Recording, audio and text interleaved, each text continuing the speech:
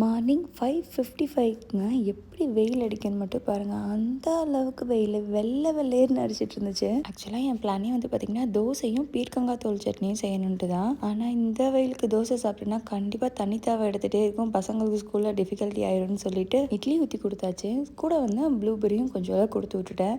இந்த சட்னி வந்து ரொம்ப டேஸ்டியாக இருக்குங்க. ஃபஸ்ட்டெல்லாம் நான் தெரியாமல் இதை தூர தூர போட்டுருவேன். இப்போ கொஞ்சம் நாளாக வந்து இந்த தோல் சட்னி செஞ்சு கொடுக்குறேன். பசங்க ரொம்பவுமே விரும்பி சாப்பிட்றாங்க. இது என்னென்னு பார்த்தீங்கன்னா, நான் கேரிஃபோர் போயிருந்தேன். அங்கே வந்து நான் ஆல்ரெடி ஒரு வீடியோ கூட போட்டிருப்பேன். அங்கே வந்து பீனட், ஆல்மண்ட்லாம் இந்த மாதிரி பேஸ்ட்டாக கிடைக்கும்.